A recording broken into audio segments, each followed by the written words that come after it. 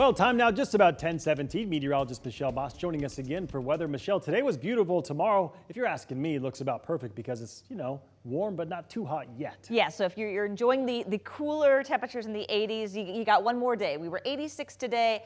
We'll see one more day of 80s tomorrow, and then I would say the heat wave begins on Sunday or maybe even Monday, depending on how you look at it. But 75 out there right now, so certainly a mild evening, clear skies. Winds out of the south at 6 miles per hour, relative humidity sitting at 34%. We are going to see some hot temperatures at the start of next week, and then we're going to be in it for a while. This 6 to 10 day outlook shows us kind of in the bullseye in the northwest of some well above normal temperatures, and this takes us all the way out to August 1st, but I even looked beyond that. August 2nd, 3rd, and 4th. It may be around the 3rd and 4th before we break the heat wave and see temperatures slip out of the 90s and back down into the 80s. So once it gets hot here for the second half of the weekend, it is going to stay hot.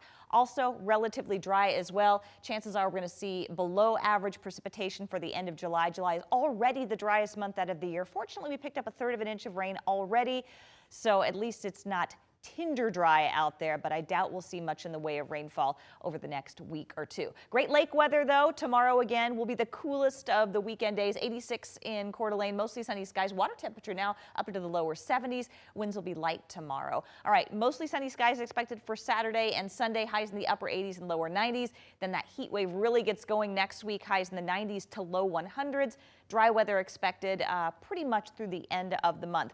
The only thing that might bring us a little precipitation next week is the monsoonal moisture out of the south as these low pressure systems finally move out. That's what's going to keep Saturday just a little bit cooler. This low that's moving through could bring us a few isolated thunderstorms in north central Washington, and I'd say a 10% chance we might see a stray storm in Spokane and Coeur d'Alene, but that'll be out of here on Saturday. These highs will build in, and the only way we might see some rain next week is if some of this monsoonal moisture starts to bubble up from the south, but that's pretty slim. I'd say we're mostly going to be dry through the next 7 days. So future tracker, keeping skies clear overnight. Tomorrow afternoon, you can see these showers forming in north central Washington, and this model has that outside chance we might see one stray shower move through the Spokane vicinity, but that'll be out of the way by tomorrow night, and then dry weather for the rest of the day on Sunday, and temperatures really starting to heat up. So highs tomorrow going to be in the low 90s in Omak, Moses Lake around 90 degrees. One more day of 80s from Davenport eastward into Coeur d'Alene and Sandpoint.